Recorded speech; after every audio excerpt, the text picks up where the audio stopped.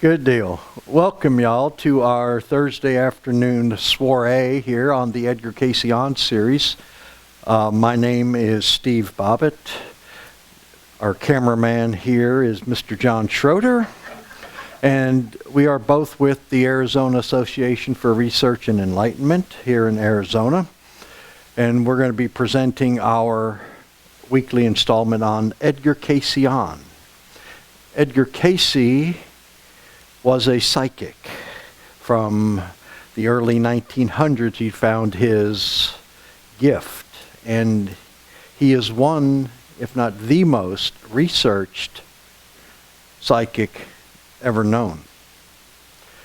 Over 14,000 of his readings have been recorded for various people, and having read many of these readings and the stories of these readings, it's phenomenal because, quite honestly, unless you have some inside information somewhere, some way, somehow, you're not going to be able to tell people exactly what Cayce told them. So a lot of his work was to help people with respect to their health, and a lot of it also had to do with past life readings. And a lot of the material that Cayce came up with was a major surprise to himself.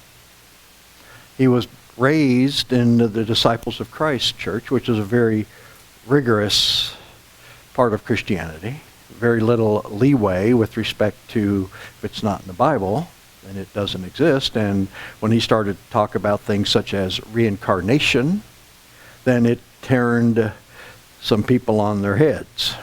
And needless to say, he was oftentimes outcast from society in a lot of ways simply because he had this special gift.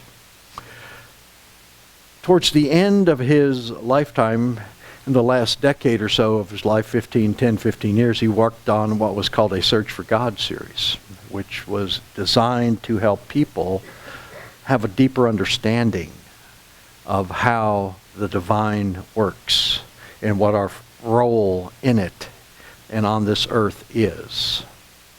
This presentation is on the open door. This is probably one of the most symbolic presentations that I've put together on this, simply because we know what a door is. And we have our vision of how it works and whatnot. So we're going to take this and we're going to put it into the Cayce readings and how it works spiritually.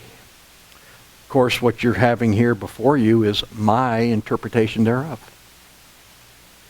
Based on my research, this is my interpretation. Cayce was very clear about that, and he says it's for each to find their own interpretation. So though he may have said the same words to a group of people, it was up and incumbent upon each and every one to take away that which they needed. The sources that I'm using were the 262, 27 to 30 readings, which is for the open door. 262 up here was the preface given to the classification of readings for Search for God. The open door, readings 27 through 30 of the 262 series, of which there is 130. This is also contained in Book 1 of the Search for God, Lesson number 8. Accompanying this was Experiments in a Search from God by Mark Thurston, who is also a very well-rounded Cayce scholar. Now, the open door. I stand before the door and knock. Who will open? Who will open? Well, what is a door? How do we perceive what a door is? It could be many things to many people. It could be a passageway. We can go from one room into another. It can be an entry or it can be an exit. We come into the room, we can go out of the room. The door can be a threshold into the unknown. What's on the other side of the door? I don't know. How do we find out? We go through the door. We have to open the door. And then, what if we don't like it? What if we open the door and peep out and we look, ooh, I don't like that. We can close the door. And we have our protection, right? It swings both ways, obviously. But from a spiritual standpoint, an open door represents a conscious choice. As human beings in the material world, we have a choice. Every day, every minute of every day, we are making choices, whether we think so or not. Using what is a door as a spiritual preface for choice, do we choose to go down the spiritual path? Do we choose to engage in the closer walk? Or do we continue down the path ourselves? So we'll find the door is a useful purpose for us. When we close the door, what are we looking for? Well, a closed door could be highly symbolic and emblematic of man. If we close the door, then what is on the outside cannot come in. We are contained to what we have right here. Well, when we think about this in terms of spirituality, if we are shutting the door to God, then life is in and of ourselves, by ourselves, of ourselves, for ourselves. And is that really the way to go? Oftentimes, we think that everything that we have in life, our personal accomplishments, were all because of the efforts that the I, me, my made. When we have success in life, oftentimes, it leads us into a mindset where we tend to be more self-reliant and God-defiant. I did this. It was through my efforts. It's all about me. And when we start to do this, what we are starting to see is that we are coming into a very important lesson that we oftentimes really don't think about, and that's called duality. Duality. When we elevate ourselves above others, we are separating ourselves from everybody else. There's me, and then there's the rest of y'all. But we also have duality in a lot of other ways that we think about. When we look about race relations, oftentimes we have black and we have white. We have Republicans, we have Democrats. We have Christians, we have Jews. We've got a various amount of duality in our lives and in our world. And the Cayce's presentations on creation lends to that, because in the beginning we were a single soul. But in order, once we came down into materiality and got lodged in down here, we needed a way to work our way out. So our souls actually split into two. Thus, the duality. And if you think about how our world is, we have light, we have dark, we have morning, we have night, we have male, we have female, we have positive, we have negative. We have the duality surrounding us, just about in everything that we do, okay? But when we have a closed door and we are being self-centered, so to speak, then what we are seeing is that our focus is on the divisions. How do we differ versus how are we the same? And again, that is pretty much emblematic of how selfish we can be. Now, anybody who has been into spirituality, or specifically Eastern mysticism, understands that there are what called spiritual centers overlaying our body. We have various, as they call, chakras in Eastern myth, or what we have is just spiritual centers. Okay? And Cayce did a lot of readings in his 281 series, which was a series of readings for what was termed the prayer group. And throughout this, though there are 7 spiritual centers of the human body, Cayce focused primarily on 2 of the centers. the second one, and he focused on the sixth one. Okay? Now, the second chakra scientifically aligns with what's called the cells of Leydig, or the Leydig gland. It is in this that we are finding our human duality. Our duality in this case is for male and female. Because as human beings, we each have various componentry to reproduce ourselves. And our duality as human beings resides primarily down in the second chakra, because it's here that science has actually proven that our sexual desires and reproduction abilities actually reside. From a spiritual standpoint, this represents things to be overcome, things to conquer, things to subdue. Hence, we can call it the closed door. At the other end, up on top, is our sixth chakra, our pineal gland. This represents the mind of Christ. Here we have the oneness. And if you think about all of the words in spiritual gospel of what Jesus was saying, it wasn't always about the I, me, my. It was always about the Father, the oneness of Him with the Father. It applies to us as well. As Jesus did, He overcame the world. He overcame the world. That is our mission. To use a movie term, we are on a mission from God. It is to overcome this world.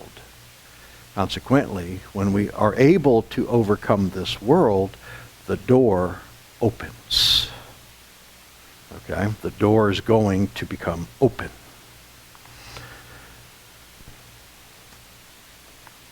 The 294-142 reading that Cayce gave, and 294 was the identifier for Edgar Cayce himself.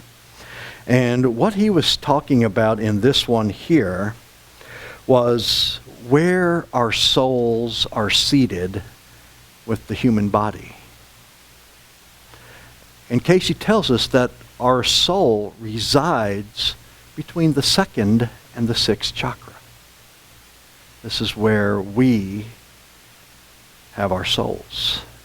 And if we think about it, it's actually meaningful to connect them. Between the second and the sixth chakra, we have what's termed the silver cord. And that is our spiritual energy conduit, so to speak. Okay? It's by which we can actually use our spiritual selves to make in contact. The areas down in here, the darker red, these are self-desires. This is where we look for self-gratification, self-fulfillment. Up at the top is now where we have the open door. Because we have conquered the lower desires and focused on the upper desires. Cayce's actually cross-referenced this a lot in the 281 readings, because he talks about how the Lord's Prayer is actually identifying with the various chakras that we have. Where the lower four are the things to overcome. The upper three is when we are able to achieve a higher conscious state. Interestingly, there's that three thing again. We live in a three-dimension world. We have a lot of things that evolve around the number three. Okay, but this is the relationship of our souls and our spiritual centers.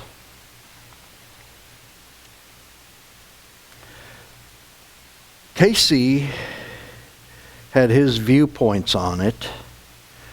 Eastern mysticism has theirs. Medical science has theirs. And in this reading, it was pretty interesting because Cayce was straight to the point. The question was put to him in his trance. Medical science calls the glands at the base of the brain pituitary and the third eye pineal. Why have these names been reversed? Please explain. Answer. Their activity indicates that from angles of this study, they should be reversed. Follow-up question, meaning we should reverse ours or that medical science should? And Cayce responded, to understand what is being given, reverse them. We are not telling medical science what to do. We are telling you what to do. So he was pretty direct about this with respect to how he wanted the various human glands, which correlate with our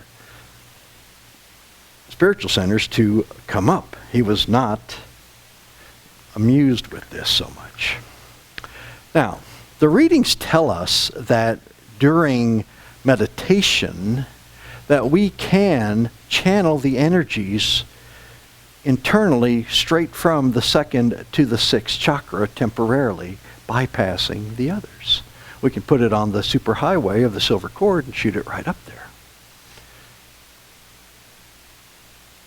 What he tells us and the way that it works is that by bringing the energy up to trigger the sixth, it will then awaken the seventh, the pituitary gland. Once the pituitary gland is awoken, then the energy will come back down, cleansing the lower chakras. Okay? Now, when you look at this, right here is the pineal, and right here is the pituitary. Here's our spinal cord, and notice how the flow goes. Okay, it comes from down, and it comes back up. Physically speaking, the pineal is the highest. But what Cayce is telling us is that here, the pituitary is one of the most important, because that is the one that needs to be awakened in order to bring the energies back down from a higher source, which is now getting us how we need it to turn inwards. What we're doing is basically we are invoking the various glands by raising the levels of vibration through our meditations in order to accomplish this. If you use it from a standpoint of a visualization, using this as our cord, it just kind of comes up. This is what, a shepherd's staff, right? Here comes our energy coming up, and then it comes over, and then it wakens it back down, and where does the hand go? Hand comes down here, which controls the rest, right? It's emblematic in a lot of ways, because who is the great shepherd? And what does the great shepherd do? It's a way for us to now have another symbolism. We think about this, that by the sixth pineal, the mind of Christ, calling upon the Father to help us because he is our advocate. We have to pass muster with Jesus first before we go on. Consequently, when you look at this, it's totally emblematic of the Christ, what we've learned here. Okay? Now, back to science for a moment. There is a scientific relationship between the second and sixth. Science has proven that melatonin is emitted from the pineal gland. Melatonin inhibits the synthesis of the sex hormones. the physical manifestations of our sixth chakra can control those of the second chakra. Thus, we have the spiritual overcoming the physical. I don't know about you, and obviously, being the astute spiritualist you are, you have never had the experience where the second chakra is calling the shots. I, on the other hand, could write a book on that. Now it doesn't work real well. All right? So what we're seeing is that using the second and sixth chakras, what we're trying to do is awaken the mind of the Christ so as to control and potentially even override the desires, because the desires of the second chakra are simply of this material world. Nothing more, nothing less. It's only of this material world. And one of the big reasons that we are here is to learn to control ourselves, which means we can't be running around, with self-gratification on the mind. And oftentimes when we do this, then we find ourselves in trouble because we're doing things for the wrong reason. And again, we have free will to do it because God in his infinite wisdom has laid down a safety net for us called reaping what we sow. And if we go about things for the wrong reasons, eventually we'll figure it out. I can write a book on that too. All right? And this is what we're trying to do. We're trying to have a more Christ-like mindset so that we can, in essence, be in this world and not of this world. Think about things of this world. Right? We talked about this last week, I think. What is the driver of every storyline on TV? PMS. Power, money, and sex. Right? And this is on the airwaves constantly 24/7. What do people actually take away from that? Are they being programmed how to think? And saying, well, they do this on TV, so it must be true. And how many times have we seen that? How many times have we seen situations where people will go out and try to do things that they see on TV because they perceive that that's the way it is? And if you ever read the small print on TV commercials, especially the car commercials, they know this too because they put in disclaimers. Closed track professional driver, don't try this at home. I'm serious. That's why they do it. There's lawyers involved. And this is what we're trying to get with, okay? This is what we're seeing. We need to learn to control our carnal instincts. We are part of the animal kingdom. Consequently, we have animalistic tendencies. We need to learn to control those in some way, shape, or form, okay? This is a passage out of Revelation chapter 3, verses 7 to 8. And to the angel of the church in Philadelphia write, the words of the Holy One, the true One, who has the key of David, who opens and no one shall shut, who shuts and no one opens. I know your works. Behold, I have set before you an open door, which no one is able to shut. I know that you have but little power, and yet you have kept my word and have not denied my name. What's interesting about this is that Cayce also, in the 281 readings, identified our spiritual glands, our chakras, with the churches of Revelation. Philadelphia is the sixth church, the mind of Christ. He can open the door and no one can shut it. I know that you have but little power. Yes, the flesh is weak. The flesh is weak. You've not denied my name. So Cayce's actually even turning all of this thing into our different mindset. It sets before us the open door. The Church of Philadelphia is the open door because it is the mind of Christ, if we will but go in there and walk through it. Okay? An equally powerful symbol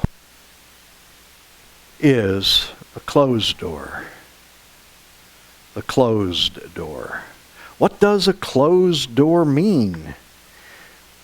Does it represent limitations? Does it represent limited possibilities, restraints, boundaries? Could a closed door give us a sense of protection? Keep the boogeyman out? But what about fear and doubt? Fear and doubt is also an important emotion for us as human beings. A closed door, from a spiritual standpoint, represents our finite awareness versus infinite potential. Have you ever heard the words, let go, let God? Why? Because you have infinite potential. But what's the biggest thing? What did we learn about faith? You got to have a lot of faith. And what is the biggest detractors to having faith? Fear and doubt, right? A closed door is symbolic of duality instead of oneness. We are not. We wanted to stay in here. We have safety in here. We're not fearful. Okay? And how can we shut the door?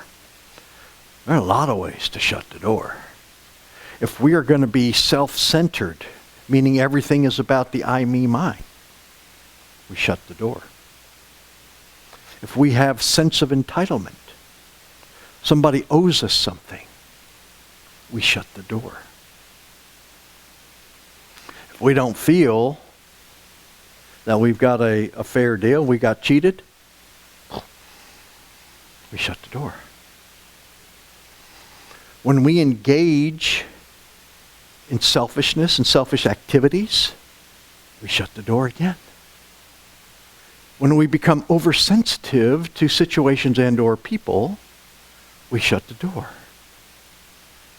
When we allow fear and doubt to enter into our thinking processes, we shut the door.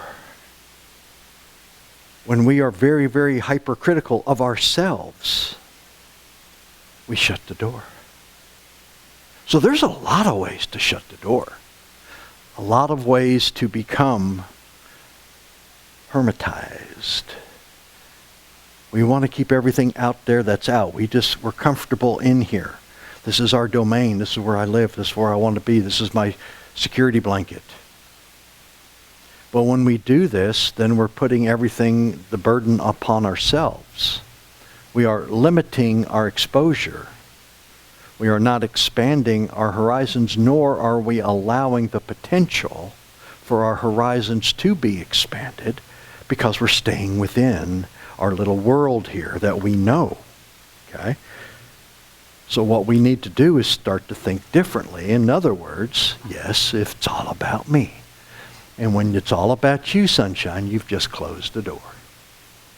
That's what you've done. You have closed the door. Because it's not all about you. But in our consciousness, in our minds, that's where we get to go with this. Okay? And we need to think differently about this. In the Search for God books, it tells us that when we become self-centered, eventually we feel that we are becoming cheated in life. Why would we be that way? So what we got to do is think about this and how we can, in fact, learn to make ourselves aware. we often talk about, well, you need to change yourself. You need to change this. You need to change that. But the true change actually begins with awareness. People tell us we need to change. You need to change. You need to change. You need to change. But until we recognize it and take ownership of it upstairs, then I don't see any reason why I should change. Obviously, you don't know what you are talking about. Okay? Now,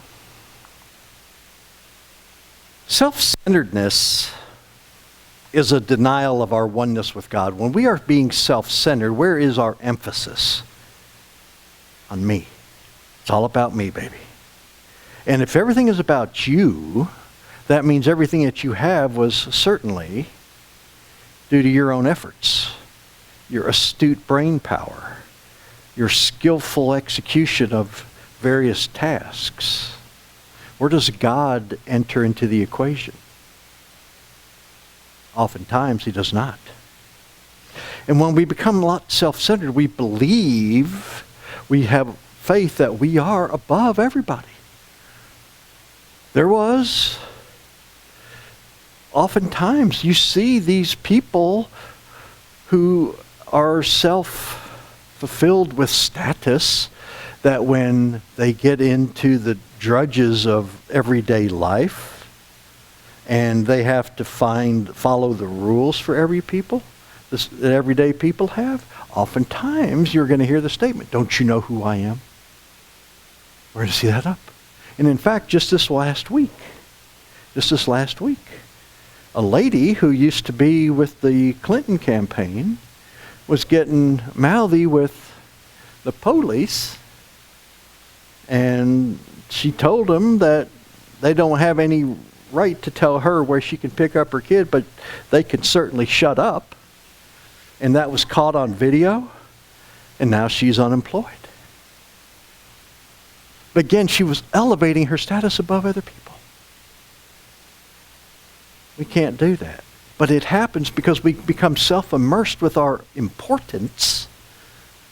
But quite honestly, we are all the same. We know this.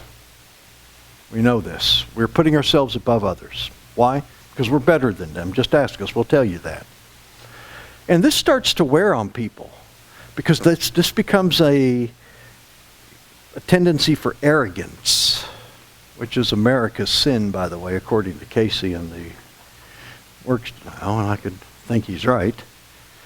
But after a while, we're going to start feeling cut off because people don't want to talk to us anymore because we're such arrogant buffoons that they don't want to listen. They know what's coming. They don't want to listen to this.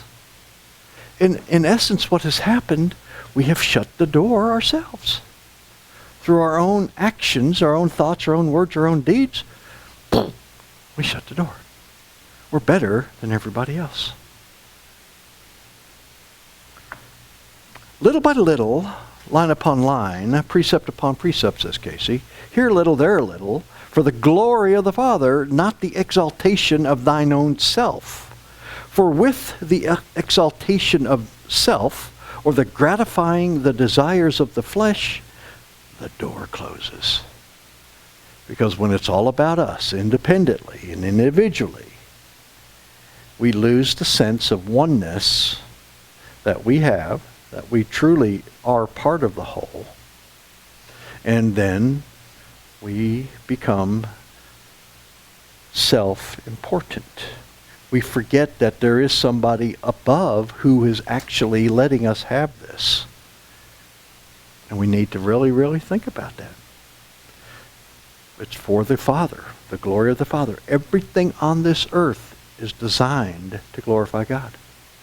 Everything. Just got to think about that. Question was posed to Cayce. Please enlarge on the statement. Through gratifying of the desires of the flesh, the door closes. In other words, what are you talking about? The answer, as self is a free-willed agent in a material world with the birthright of the attributes of the sons of God, then gratifying of the earthly desires through the gratifying of the flesh does close the door to the spiritual life. Because what are we doing? We are looking for self-importance. We're looking for what it is that we want. We're trying to gratify our own self, our own selves. And we need to recognize that when we have our physical senses, the sense of sight, smell, taste, hearing, and touch, these are things that we should learn to use for the glorification of God and not the amusement of ourselves. Think about gluttony, overeating. Think about pornography. Think about idle gossip. Thinking about a lot of ways that we can use our physical senses for our own benefit and not the glorification of God. And quite honestly, from back into being, this is why we came down here, because we wanted to experience what the various creatures on the earth were experiencing. And we, quite honestly, got out of hand. Now, our feelings of egocentricness produce negative thoughts. Negative thoughts become negative behaviors. The mind is the builder. If you're going to have a negative mindset, and if you are going to focus on the dark, the bad, then what are you going to manifest in your material world? Because you're thinking about it and harping on it upstairs, then that's what's going to create. You're going to create your own environment. Doing this focuses on the material world. Focuses on not what we are doing. We're not cooperating with other people. We're not trying to glorify God. It's all about me. And these types of negative behaviors and negative thoughts causes us to basically remove ourselves from the source of infinite supply. Because we falsely believe that it's all about me. I can do this because I am so-and-so. And when we start to do that, we get in trouble. But quite honestly, though we may blame exterior circumstances for problems that occur, though we were mentally building them, the problem resides upstairs. We built this ourselves. We can just able to blame other people. Think about Lot's wife. Y'all remember the Bible story of Lot's wife? Yeah, she turned into a pillar of salt, says the Bible. They posed this to Cayce. It says, in the reading of August 7th, please explain what is meant by, look not back, remember Lot's wife. Answer. Looking to the front ever, for as one looks towards the light, the shadows fall behind, and do not become stumbling blocks to individual development. Thoughts are things, and while the past that is past may be used as stepping stones to higher things, looking back causes one to stumble, even as Lot's wife looked upon that left as longing for those satisfying elements that made for the carnal rather than a spiritual life. And that's a very important lesson for us here, because the past is the past and we cannot change that. It is done. However, we can choose to learn from it. We could choose to take a negative event in our past and use it as a positive going forward. Thus, we are taking a positive outlook on something that really wasn't so pleasant once we understand how we did that. Okay? And this is what one of the things do. A lot of people tend to focus on what was as opposed to what will and, more importantly, what can be. They just simply change the way they look. Okay? And this is what happened with Lot's wife. He said, we need to beat feet. Get out of here. And he went forward. She stopped, turned and looked at what was and was soon to be no more. And then she got caught. She was stuck. She was stuck. Now, did she really turn into a pillar of salt? I don't know. But emblematically, if you stop moving forward and your reflections and your emphasis is on everything that was, then you're going to stay there. You will not grow forward. Okay? You're not going to be going forward, at least from a spiritual standpoint. And we really need to think about that, because it's easy to focus on what was, what we had, and we get into these mental games of doing the woulda, coulda, shoulda stuff with ourselves. And then we get into trouble. Because now we allow doubt and fear to start coming. Well, I should have done this. I should have done that. Well, you know what? You made a decision at the time for whatever reason. It is what it is. Move forward. If there's something to learn, learn from it. But don't focus on it, because it's going to drag you down. It's going to drag you down. You're going to stay in that environment. I wish I had this. I wish I had that. I wish I had that. As opposed to opening your eyes to what else is out there. You're closing the door right here when you focus on what was, as opposed to opening the door and saying what can be. You know, I saw actually it was in one of the Cayce, one of his lectures that he gave, and I'm not sure which one it was, but this gentleman was married for a very long time, and his wife died. And he was most saddened about that. And he felt very, very, emotional that she'd left. But as time got, and he went out there and, he buried her. He put on the headstone, the light of my life. And then he met another lady. And this lady influenced him. And so he was in a pickle here. How does he explain this to the new lady when he was over there looking at, on this thing, this was the light of my life, my everything. So he deferred to the cemetery and the guy who does these things. And then he went on vacation. He said, well, when you come back, I'll have an answer for you. And so when he came back,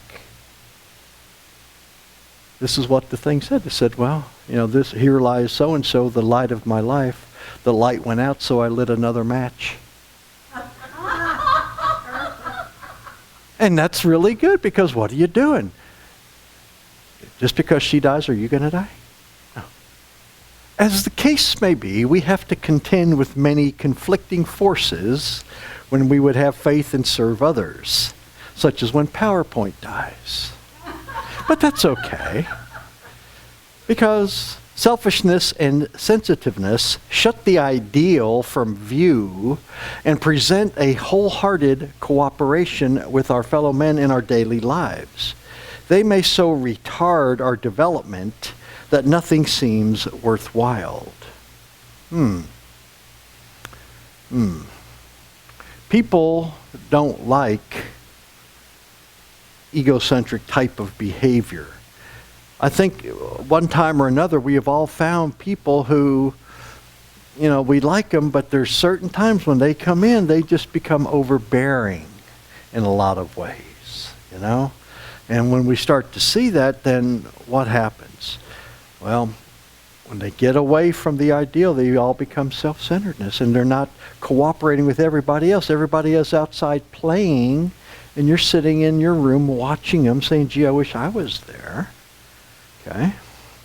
And when we start to adopt this type of a mindset, it's very, very easy to feel that comments are directed at us.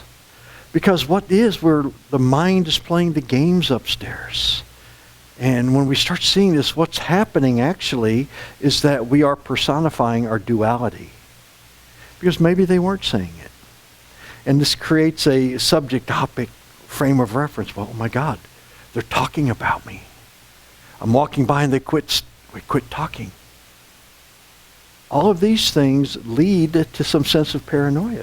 And we've got to recognize that other people's behavior is not always directed at us. It might be something entirely different.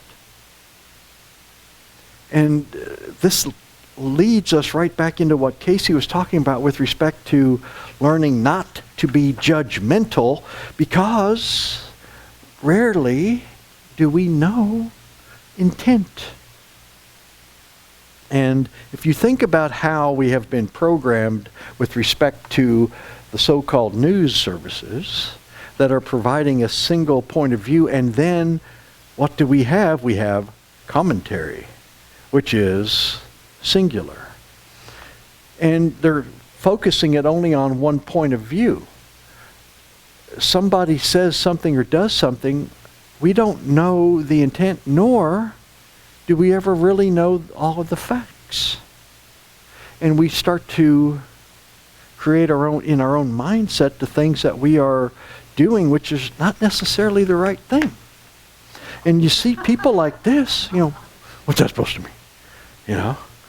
And we see things like this. People get this way because they become oversensitive as to what's going on. And there's a lot of stories out there in business school where people they won't talk to you. They'll just go right by. You say, hey, what's going on? How are you? And people, they just go right by.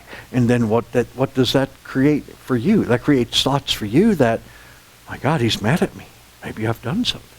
And you think there's a problem. Well, maybe they just got a phone call that something's bad at home.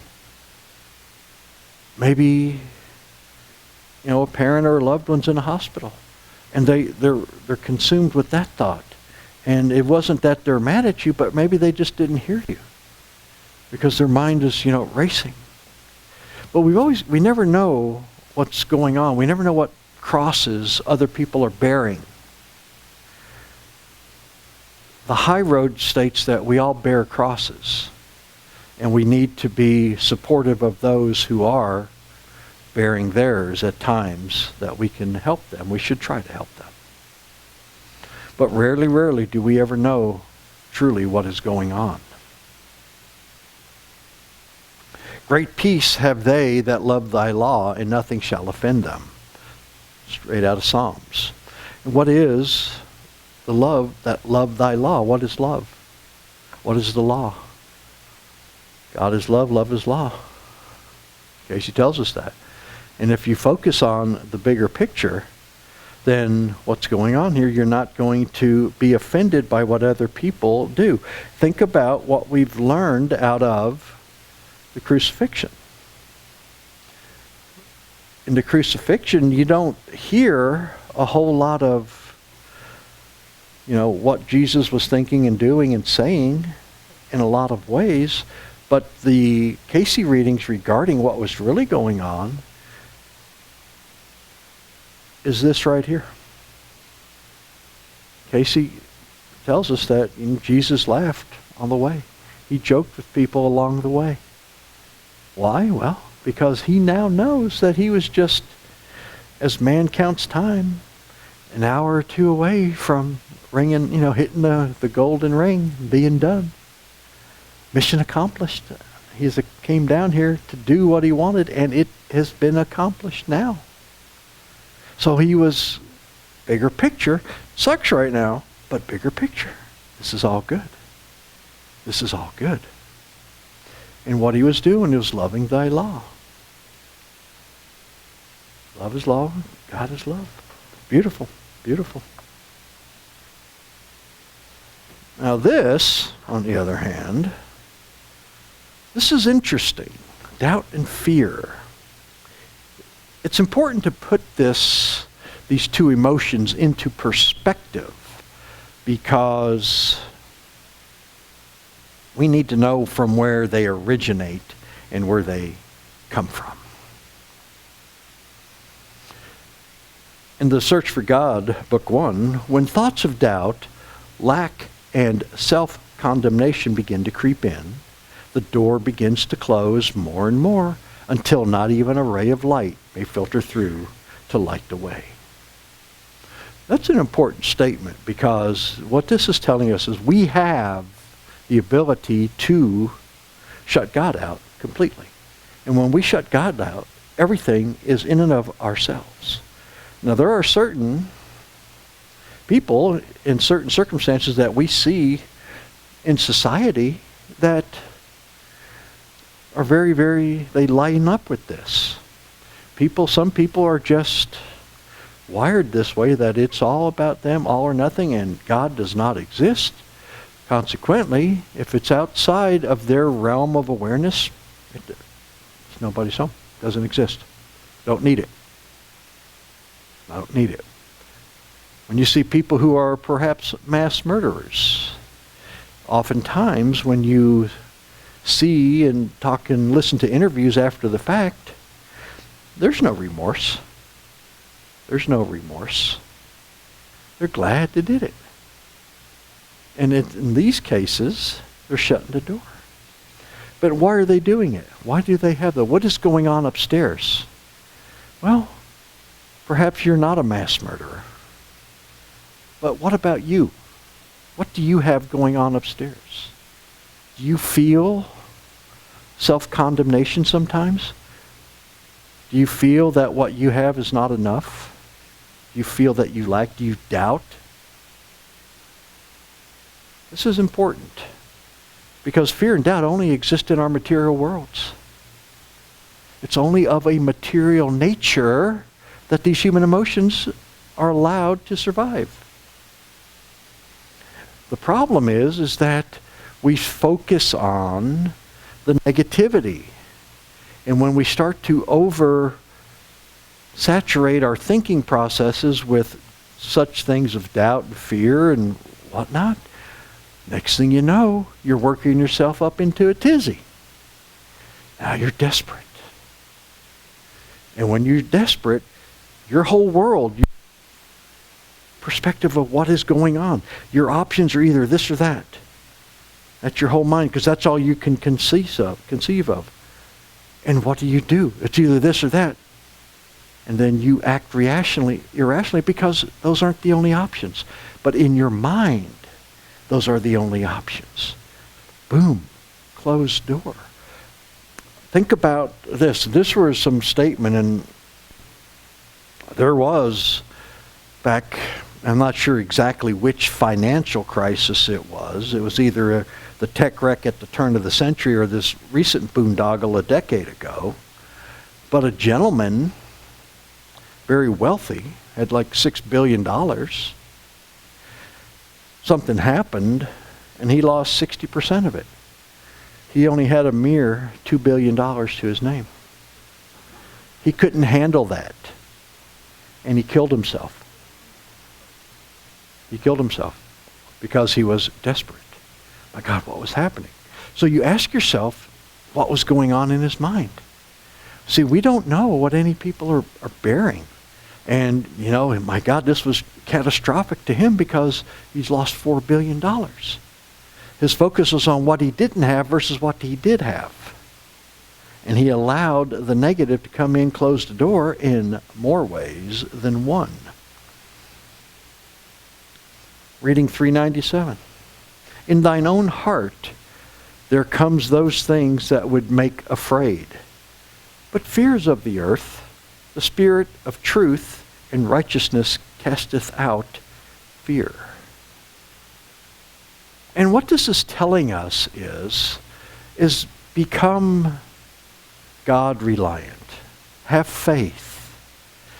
Defer your problems to somebody who has all of the facts that can work, as we like to say, in mysterious ways.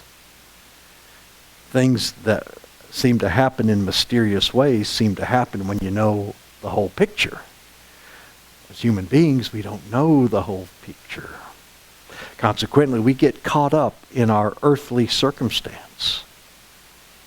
And fear comes in. doubt comes in.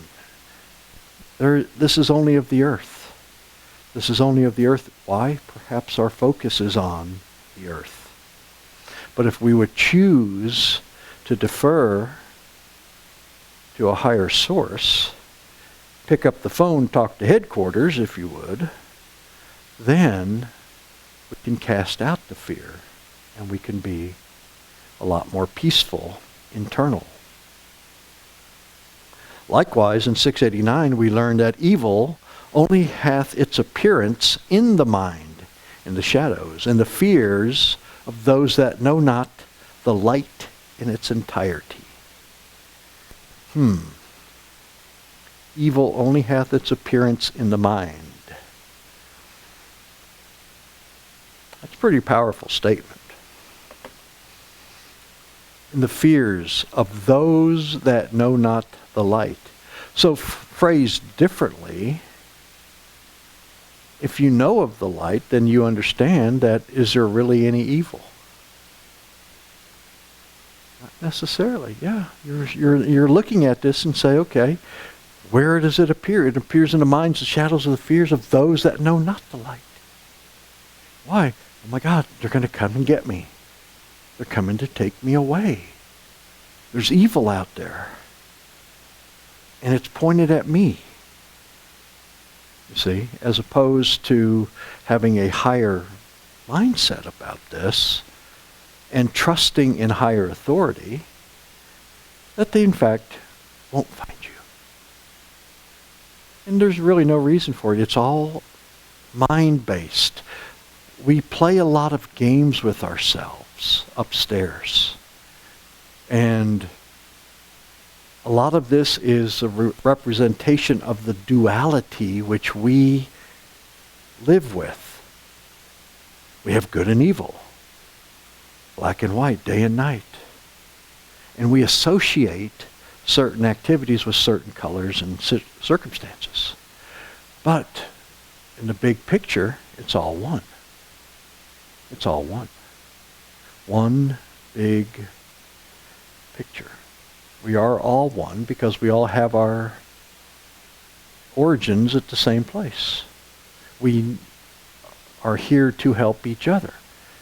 We got to recognize that everybody not necessarily on the same page we are, but that's okay. That's okay. We're here to help them. They are here to help us one way or the other. Because what you see or something that you perceive as to be evil, what are your thought processes? Are you actually becoming somewhat judgmental?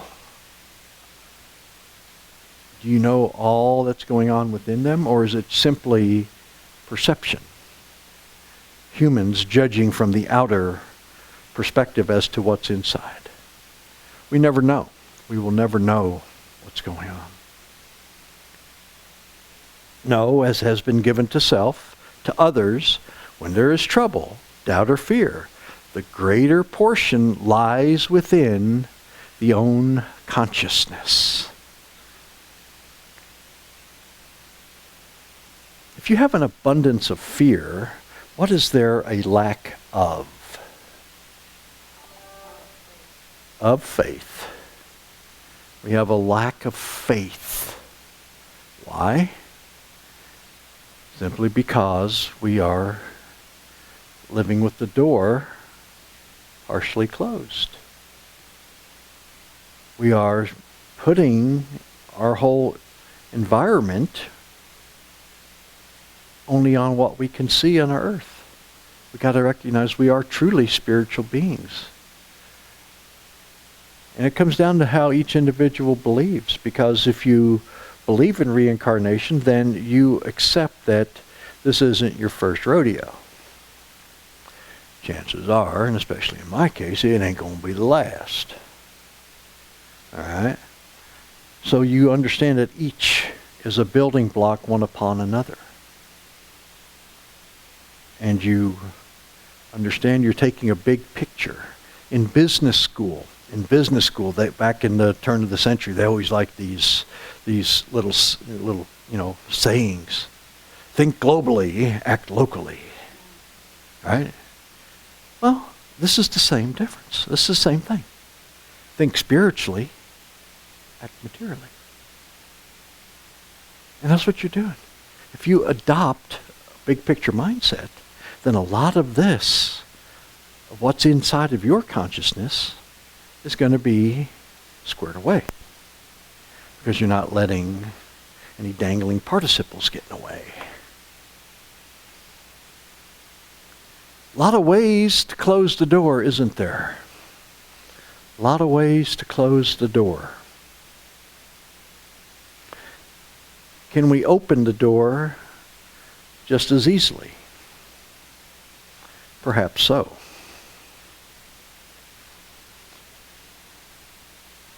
In the Search for God material, it tells us that we must open the door if we would have the Christ enter. As we, with the Christ consciousness as the standard, manifest His love in our daily walks in and before men, so we open the door. It's our actions that will reflect and serve as a prompt for other people. Because if people see you doing certain things simply out of kindness, and you do it immediately without having to give it any thought, you're going to, believe it or not, touch somebody who might need to see that. And that action that you take in whatever form that it may be could serve as an impetus to prompt another to do something kind as well. It can actually become like a row of dominoes going down. But the key word is here is that we must open the door. And as we manifest His love, which means doing the right things, and we do it irrespective of what other people think or what they believe, then we're doing it potentially for the right reason, then the door's opening. Then we are opening the door. Because it doesn't matter if somebody has to agree with us. As human beings, a lot of times we like to go with the flow. We're concerned about what will other people say. And we cannot be. And it's a very easy litmus test to pass. And it's such that if you're doing things with the spirit of love, the spirit of the Christ, and you're doing it, then you're doing it for the right reasons. But it's the things that we do that we potentially know we shouldn't be doing that we have to be fearful of. My mother always told me, don't do anything that will get you on the front page of the paper. All right, and when you live in small town Texas, it don't take much to get on the front page. All right, I mean, you do something and you're there, and she goes, you don't want to do that. And quite honestly, is what she was trying to impart on me at the time is do the things for the right reasons. Conduct yourself properly. And if your ideals, your guiding posts are based on love, on the fruits of the Spirit, as you choose to apply them, then what could possibly go wrong? You're doing everything for the right reason. And you got to be good with the answer. Other people, well, oh my God, they're saying this. He's a Jesus freak. Or something like that. Who cares what they think? It doesn't matter. It doesn't matter what people think. They're entitled to their opinions. So what we need to do for ourselves in order to help ourselves open the door is to manifest the Christ consciousness.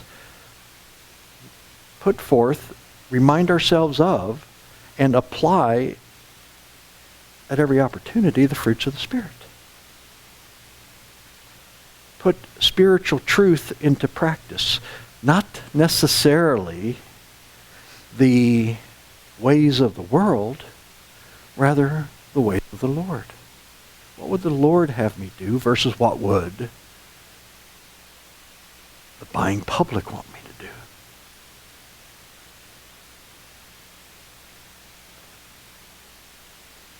This takes practice.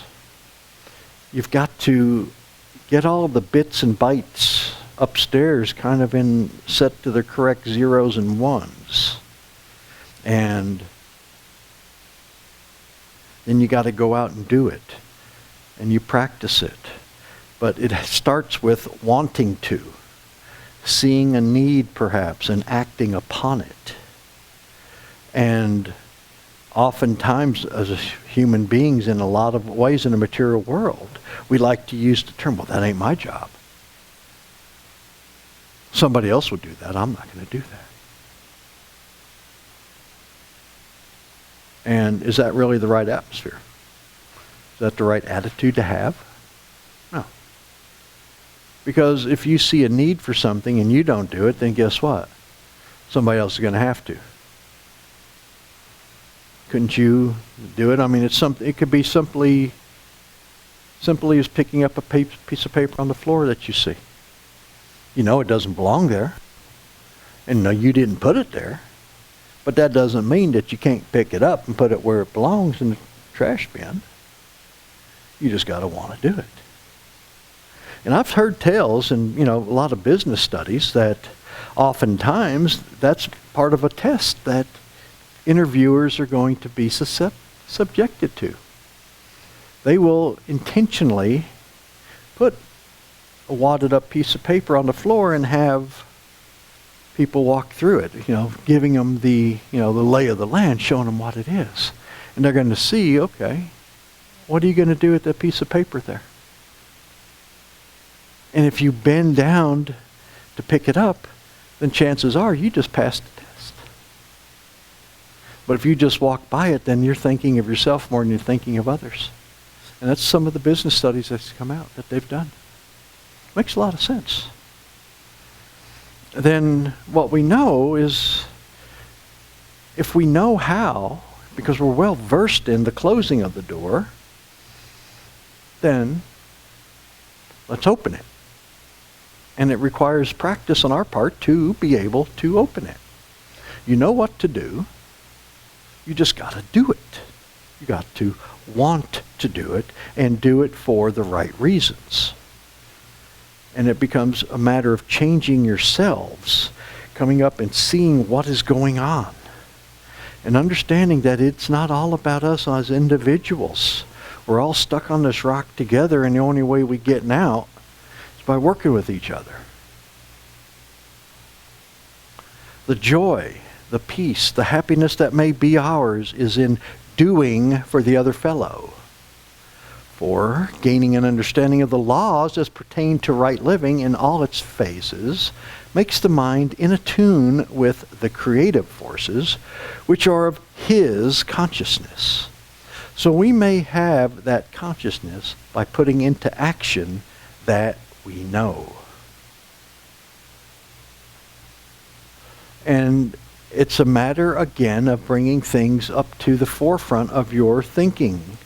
And seeing, okay, what is it that I want to know?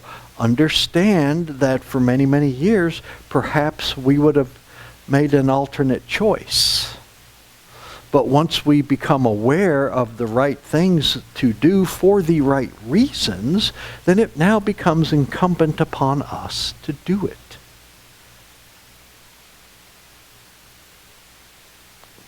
Cayce was very, very specific about this, and he was quite direct with the study group number 1 here that put all of the Search for God materials together. He says, now that you know what to do, what are you going to do? Failure to do what you know to do is that of an infidel. Because we're telling you what to do, and you said, okay, it now is a choice. You know what you must do, what is expected. And free will being the strongest force in the universe, you do have a choice. So you have to choose wisely. But if you're getting it from the Cayce source time that you know better, then I suggest that, pay attention to the little nuances here. Cayce tells us that Israel, the name, as we use it, not of the country, represents seekers. Israel means seeker. Every person we meet is seeking. We are here to reestablish, rekindle, relight our relationship with God. We may not always be going down the path that we think that we should be going down, or other people think that we should be going down, but we're being given the opportunity. And straying off the path doesn't mean that you are totally forgotten or lost. It just means you're taking a deviation, because there might be something later on that gets your attention, that drives you back to the path. And we've got to understand that everybody needs to find their own way in their own time. We cannot be forcing other people to do. We can make suggestions and recommendations, but at the end of the day, it is up to them to make the choice. And a lot of times, at least in my own thing, I do remember all the crap the old man told me that I was 17 that I didn't hear till I was 43. And, oh yeah, okay. I got you, Dad, Finally remembered it. But that's kind of how life is. And we understand it, and thus, patience. And when we look at other people, we understand that they are, again, using duality, we understand that they are both individuals and they are both personalities. Personality is their humanness. It's their looks. It's their behaviors. Individual is them as a soul. And if we take and adopt a mindset that whenever we're walking around and we're seeing some really weird stuff and we perceive that we are amongst some weird people, perhaps we remember that, okay, from an outward appearance standpoint, that perhaps it is a little bit different, but too, maybe they too are trying to find their own way. And when we look at people in that light, not as a personality, but as an individual soul trying to find its way back home, as we all are, then maybe we can do something to help the other fellow. Whether it be a kind word, a helping hand, or whatever. Because the smallest act can become, the greatest act by bringing somebody back in line. They see that it might be a word, it might be a smile. As humans, we tend to look but not see. We tend to hear but not listen. And we got to recognize that there's a lot of signals going out there. Consequently, somebody may or may not be saying something to us, and it could be a plea for help some way, but they're not coming out and directly saying, hey, can you help me? Maybe it's something subtle. Maybe it's the unsaid. Maybe it's the body language that should prompt us to be willing to serve, to step up and say, hey, can I help you? How can I be of service to you right now? What can you do? Because a lot of people are proud. They're not going to ask for help. But again, you can offer. Then it becomes again a choice. And humanity as a whole, it's a one-step process. Because all the things that we can do is control ourselves individually. We can't, just project everybody up. It's one at a time. Because one person gets help, there's going to be another hand ready for you to help somebody else up, just as somebody has helped you up. And that's how it works. One at a time. One at a time. It's not going to be a mass exodus to the gate saying, hey, let's go to heaven. Thus, we not only open the door, but as channels are doors. Let us not forget, as we work, that those we meet along the way are seekers also, and are the Israel of the Lord. We are the doors. We are the door. We can push the door open for other people quite easily. We can also slam it shut. We must be willing to go forth and open the doors to rekindle another match, to be the light. And we don't need to run around and try to save everybody's soul. That isn't going to be the way it works. You will grab some attention, though. You might be able to touch somebody doing it that way. But I do believe that the bigger service is going to be done through individual acts, where we, through a random act of kindness to help another person,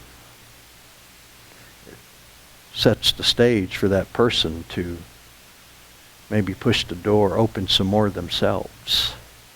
But it starts with us. It starts with us. Then, as individuals, become aware of that ability in him to be the way, so they become the door. As representatives, as agents, as those that present the way, and the door is thus opened. The door is thus opened. We are surrounded with opportunities to be able to do this, if we would just but look. Because any time that we are in a public setting, something will be there for us to be able to present ourselves, to kind of maybe open the door a little bit more. We got to think about it in the bigger picture and be willing to take that action, as opposed to thinking, well, it's just about me and I'm just going to keep going and going and get what I want and get out. Okay, well, you could certainly do that. But there's still, even if that's your modus operandi, there's still going to be opportunities along the way to maybe stop and offer a hand. You see somebody struggling to reach an item at the store. Maybe you ask if you can help them. My favorite thing is to open the electric door for people. Here, let me get the door for you. You know, it's just my style here, I just go out of my way to do that. But anyhow, it's just me. Then, as he has given, I stand before the door and knock. Who will open? Who then will become that door that will lead others to that knowledge, that appreciation of the oneness of the Son with the Father, which may be made manifest in the material world through the application of those attributes of the Son, of the Father, in the activities of the individual. I pray it's you. Questions, comments, or insults? All righty. Thank you all for being here.